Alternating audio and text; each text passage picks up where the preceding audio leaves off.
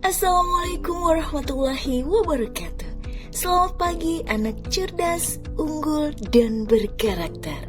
Berjumpa kembali dengan Ibu Deviana dalam pembelajaran Bahasa Indonesia. Kali ini kita akan belajar materi Bahasa Indonesia Kurikulum Merdeka kelas 11 semester 2. Resensi, pintu pembuka mengenal karya.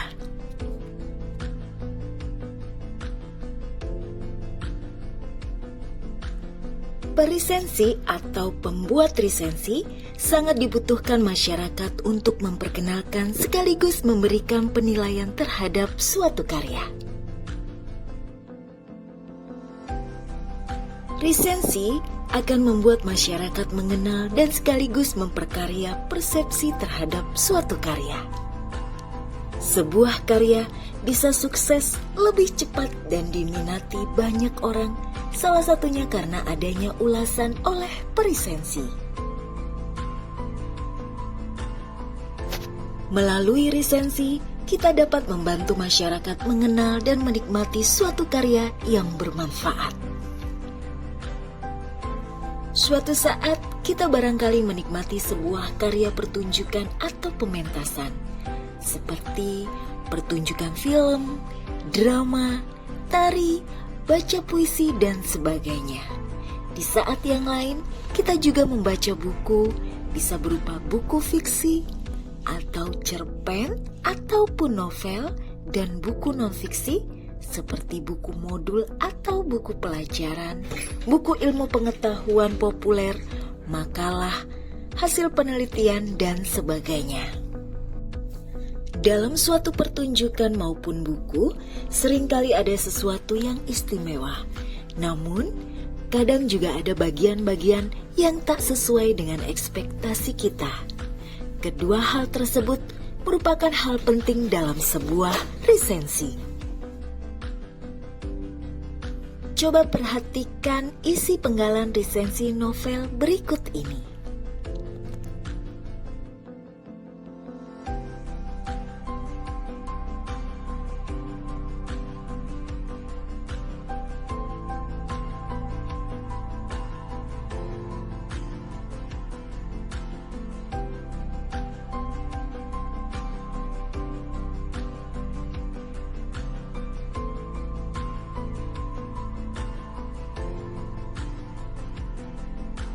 Itulah bagian dari resensi.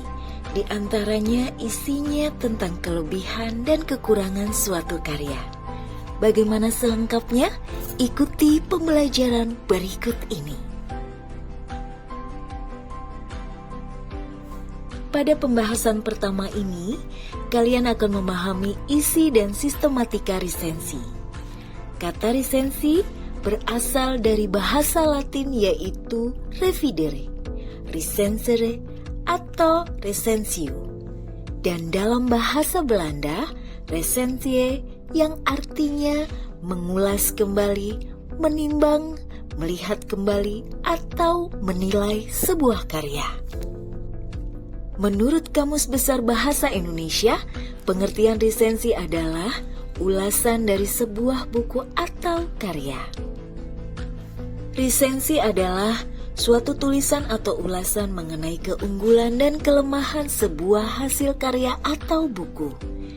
Karya yang diresensi dapat berupa karya, pertunjukan atau pementasan, seperti pertunjukan film, musik, drama, tari, baca puisi, dan sebagainya.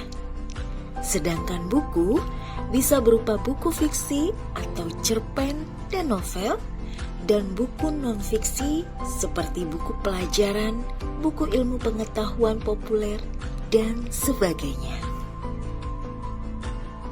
Menurut Suherli dan kawan-kawan, hal-hal yang perlu ada dalam resensi antara lain, yang pertama, identitas karya yang diresensi. 2. Ringkasan isi. 3. Keunggulan. 4. Kelemahan. Dan 5. Rekomendasi. Struktur isi resensi di atas bersifat umum, belum membedakan antara buku non-fiksi, buku fiksi, drama, dan film. Padahal, masing-masing jenis karya tersebut memiliki karakter yang berbeda. Oleh karena itu, aspek-aspek yang diulas dalam resensinya juga berbeda. Perbedaan-perbedaan aspek dalam resensi masing-masing karya tersebut dapat dijelaskan sebagai berikut ini. Bagian pembuka atau pendahuluan. Yang pertama, judul resensi. Sebaiknya mencerminkan keunggulan karya supaya pembaca tertarik untuk membacanya. 2. Identitas objek. Dalam buku atau pementasan film dan drama. Kalau objeknya buku, identitasnya meliputi judul, pengarang, penerbit, nama kota penerbit, cetakan keberapa, jumlah halaman, harga buku, dan nomor ISBN kalau ada. Sedangkan untuk buku terjemahan disebutkan juga nama penerjemahnya. Sebab buku terjemahan itu akan diterima pembaca atau tidak bergantung pada kapasitas dan kualitas penerjemahnya. Kalau objeknya pertunjukan atau pementasan drama, identitasnya meliputi judul, penulis naskah atau skenario, sutradara, para pelaku dan pemeran, di mana dan kapan pementasannya. Kalau objeknya adalah film, identitasnya meliputi judul, penulis naskah atau skenario, sutradara, para pelaku dan pemeran, adaptasi dari novel atau cermet apa, karya siapa, kapan film dirilis, dan sebagainya. 3. Kredibilitas atau reputasi pembuat. Berisi keterangan tentang pengalaman, prestasi, kehebatan atau keunikan atau kekhasannya. 4. Pengenalan kategori atau klasifikasi atau genre atau jenis. Misalnya, kalau buku non-fiksi, apakah termasuk jenis buku agama, filsafat, biografi, motivasi, dan sebagainya. Kalau buku fiksi atau film atau drama, apakah termasuk fiksi sains, kehidupan keluarga, perjuangan, petualangan, religi, dan sebagainya. Sistematika resensi, bagian isi atau tubuh resensi. Yang pertama, gambaran singkat isi karya. Untuk buku non-fiksi, gambaran singkatnya berisi ikhtisar. Boleh secara umum, boleh juga ikhtisar tiap bab. Boleh juga hanya dikemukakan bagian-bagian tertentu yang sangat penting, menonjol atau menggelitik. Pada bagian ini perlu dicantumkan sedikit kutipan dan angka halamannya. Di bagian ini kadang juga dilakukan pembandingan dengan buku lain. Untuk buku fiksi, gambaran singkatnya berisi sinopsis dan deskripsi unsur-unsur intrinsik yang menonjol atau menggelitik. Apakah latar, alur, tokoh dan karakter, atau bahasa, dan sebagainya. Pada bagian ini perlu dicantumkan kutipan dan angka halamannya. Bisa juga dimasukkan ulasan tentang unsur ekstrinsik, yaitu hubungan antara karya dengan realitas di masyarakat, serta dapat juga diselipkan perbandingan dengan karya lain. Untuk pertunjukan drama, gambaran singkatnya berisi sinopsis dan deskripsi unsur-unsur intrinsik yang menonjol atau menggelitik. Apakah latar atau tata panggung, casting atau pemilihan tokoh, acting, karakter, dialog, alur, konflik, ending atau penyelesaian, bahasa, rias, busana, musik, dan sebagainya. Bisa juga dimasukkan ulasan tentang unsur ekstrinsik, yaitu hubungan antara karya dengan realitas di masyarakat. Serta dapat juga diselipkan perbandingan dengan karya lain. Untuk film, gambaran singkatnya berisi sinopsis dan unsur-unsur intrinsik yang menonjol atau menggelitik. Apakah latar, casting atau pemilihan tokoh, acting, karakter, dialog, alur, konflik, ending atau penyelesaian, bahasa, rias, busana, musik, sinematografi, animasi, dan sebagainya. Bisa juga dimasukkan ulasan tentang unsur ekstrinsik, yaitu hubungan antara karya dengan realitas di masyarakat. Serta dapat juga diselipkan perbandingan dengan karya lain. Yang kedua pada bagian isi atau tubuh resensi adalah kelebihan, keunggulan, atau pujian. Untuk buku non-fiksi, menguraikan kelebihan dari segi isi, manfaat atau kegunaan, sistematika, penyajian, bahasa, gambar, dan sebagainya. Untuk buku fiksi atau novel, menguraikan kelebihan dari segi unsur-unsur intrinsiknya, seperti latar, penokohan, alur, konflik, bahasa, dan sebagainya.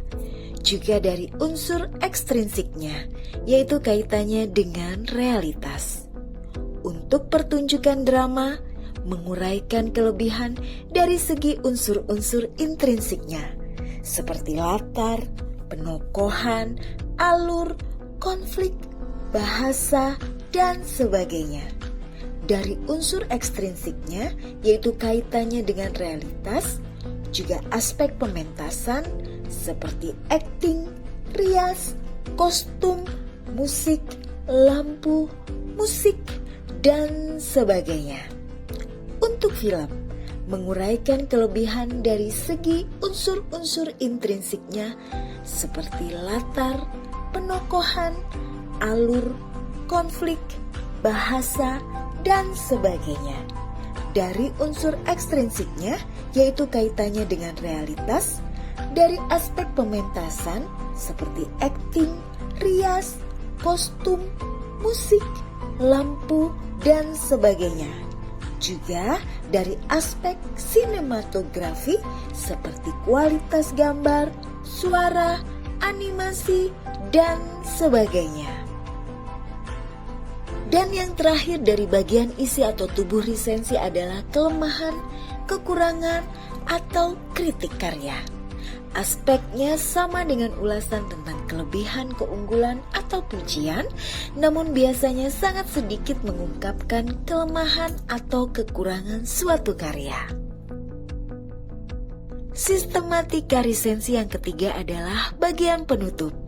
Bagian ini berisi motivasi, persuasi, rekomendasi, atau harapan tentang perlunya buku atau karya itu dikonsumsi, dibeli, dibaca, atau ditonton. Dapat pula berisi nilai atau hikmah yang dapat dipetik dari buku atau karya yang diresensi.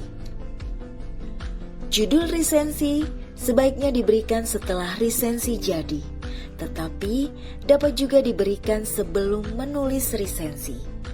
Judul resensi dapat sama saja dengan judul karyanya, namun dapat juga berbeda. Sebaiknya berbeda dan dibuat lebih menggelitik agar orang tertarik untuk membaca resensinya, lalu membaca atau menonton karyanya. Tujuan penulisan resensi antara lain sebagai berikut.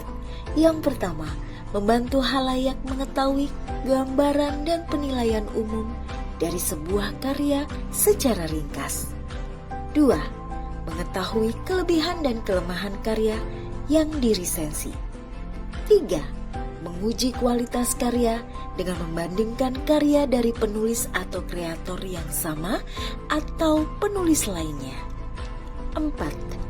Memberikan masukan kepada penulis atau kreator berupa kritik dan saran terhadap cara penulisan, isi, dan substansi karyanya. Dan yang kelima, sebagai pemberi motivasi atau dorongan agar halayak mau menikmati hasil karya penulis atau kreator.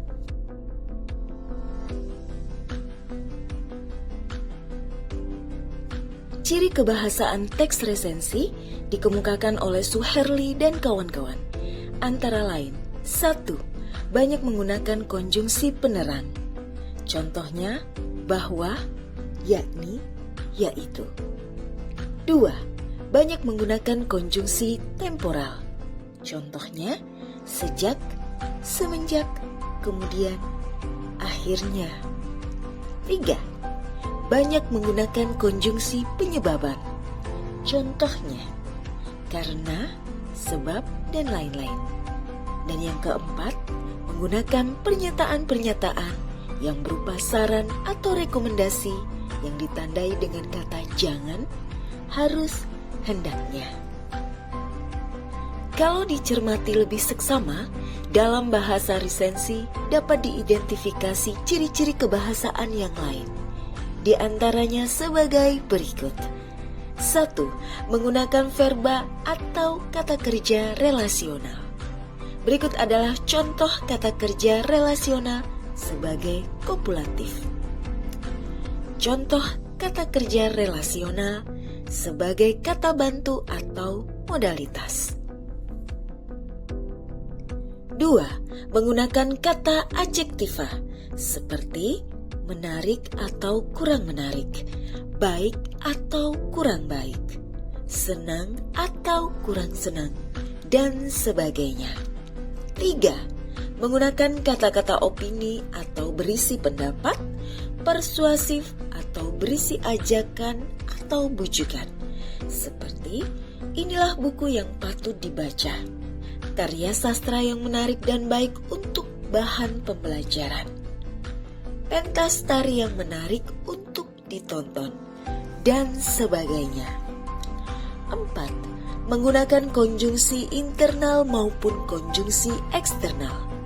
Berikut adalah contoh konjungsi internal dan contoh konjungsi eksternal. 5. Menggunakan ungkapan perbandingan baik persamaan maupun perbedaan. Misalnya, daripada, sebagaimana, senada dengan, dan sebagainya. 6. Menggunakan istilah teknis sesuai teori tentang objek yang diulas.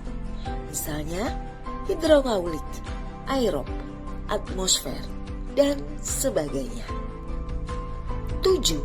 Cenderung menggunakan makna denotatif atau makna lugas. 8. Cenderung menggunakan kata pasif di atau ter seperti ditonton, dijadikan, tertampung, tertata, dan sebagainya. 9. Menggunakan kalimat impersonal, yaitu kalimat yang subjeknya bukan personal. Seperti saya, aku, kita, kami. Akan tetapi dipakai kata seperti penulis, perisensi, pengarang.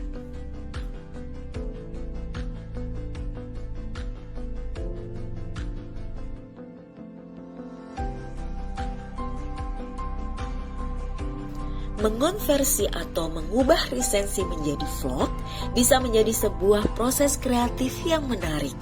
Meskipun keduanya berbeda dalam bentuk dan gaya bahasanya, dengan sedikit penyesuaian, kita dapat mengubah resensi menjadi vlog yang menarik dan menginspirasi. Dunia maya menyediakan informasi yang sangat berlimpah. Hampir semua tema yang kita butuhkan tersebar di internet. Sehingga dunia digital menjadi gaya hidup manusia era milenial ini. Salah satu media di internet dengan segudang informasi tersebut adalah kanal YouTube. Di YouTube, kita dapat menemukan berbagai video yang dapat kita akses. Hal ini tak lain berkat para konten kreator yang menyediakan video-video menarik yang dapat dinikmati masyarakat. ada konten-konten di YouTube yang menduduki peringkat teratas diakses oleh para pengguna internet. Yang paling tinggi diakses di YouTube adalah konten lagu, kemudian menyusul vlog, video tutorial, dan yang terakhir film pendek.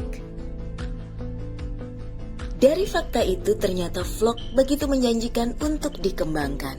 Namun, apa itu vlog? Menurut Kamus Besar Bahasa Indonesia, vlog adalah blog yang isinya berupa video. Oleh karena itu, dalam vlog kita menemukan beragam informasi, hanya saja penyajiannya dalam bentuk video. Kejadian yang direkam itu berupa kegiatan saat sedang jalan-jalan, bermain game, mengadakan tutorial, dan sebagainya. Dengan terbukanya informasi bahwa YouTube berpotensi mendatangkan pundi-pundi rupiah yang besar, maka makin banyak orang mulai bercita-cita menjadi YouTuber.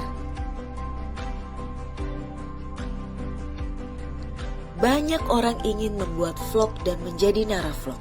Semua itu didukung dengan adanya gawai berupa telepon genggam atau handphone yang rata-rata dimiliki semua orang, serta kemudahan penggunaan media sosial. Namun, menjadi seorang YouTuber atau konten kreator video di YouTube tidaklah mudah. Hal ini dapat diawali dengan membuat tayangan vlog yang baik dan menarik. Apakah kamu tertantang dan tertarik menjadi naravlog? Berikut adalah faktor-faktor yang harus diperhatikan ketika membuat vlog. 1. Pemilihan tema. Pilihlah tema yang dapat memberikan informasi yang bermanfaat bagi masyarakat dengan penyampaian yang menghibur. 2. Penggunaan gambar yang jernih dan sesuai. Penampilan gambar adalah faktor penting karena vlog mengutamakan penampilan gambar. Penampilan gambar secara proporsional dan jernih sangat mendukung informasi yang disampaikan dalam vlog. 3. Penggunaan audio yang jelas dan jernih. Faktor lain yang perlu diperhatikan adalah audio yang jernih dan jelas. Audio yang jernih dan jelas mendukung penyampaian pesan atau isi berita dengan baik. 4. Kemampuan berbicara. Seorang naravlog perlu melatih kemampuan berbicara. Kemampuan berbicara harus didukung oleh penggunaan bahasa baku, kalimat yang tepat, intonasi, dan artikulasi saat membawakan teks. Demikianlah materi bahasa Indonesia pada pertemuan kali ini. Sampai berjumpa di pembelajaran bahasa Indonesia lainnya. Salam dari SMK Negeri 6 Surabaya. Cerdas, unggul, berkarakter. Wassalamualaikum warahmatullahi wabarakatuh.